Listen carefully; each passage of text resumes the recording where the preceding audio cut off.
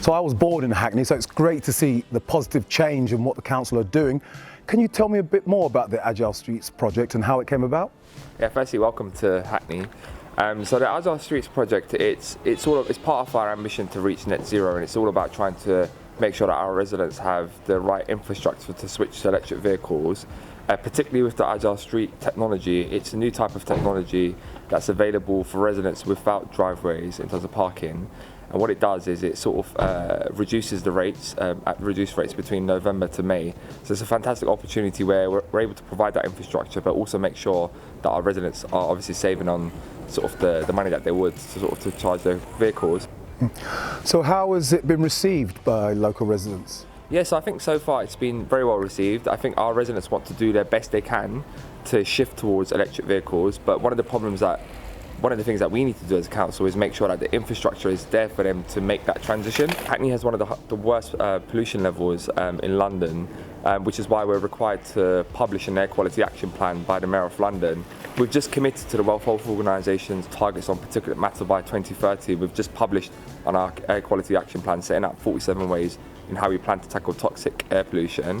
And you know, measures like this are vitally important. This isn't going to work, Hackney just working by itself. You know, we need to collaborate and work with other boroughs. You know, the Mayor of London just got appointed as the new chair of the C40s network, which represents over 700 million people around the world. And I think, you know, we can do everything we can do in Hackney, but if we don't work with Islington, it's not going to make sense, or we work with Haringey.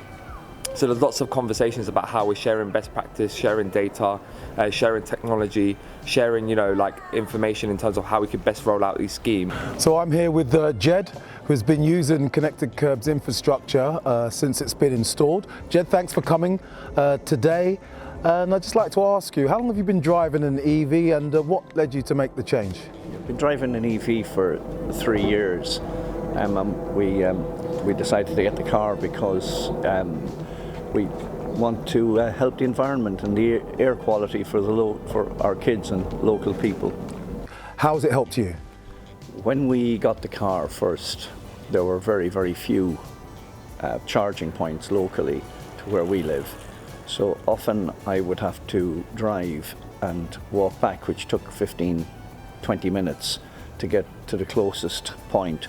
So seeing lots more points, charging points coming in is really, really helpful. So what outcomes do you expect? Well, this project's going to answer a lot of technical and practical questions about how to use the smart metering system in this way.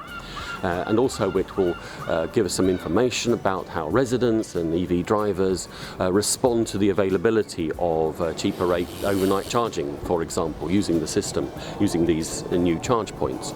And all that information will really help the government decide its long-term policy for EV smart charging. We're looking for electric vehicle drivers in Hackney, Glasgow, East Lothian and Shropshire to try out new ways of charging. Find out more at agilestreets.com.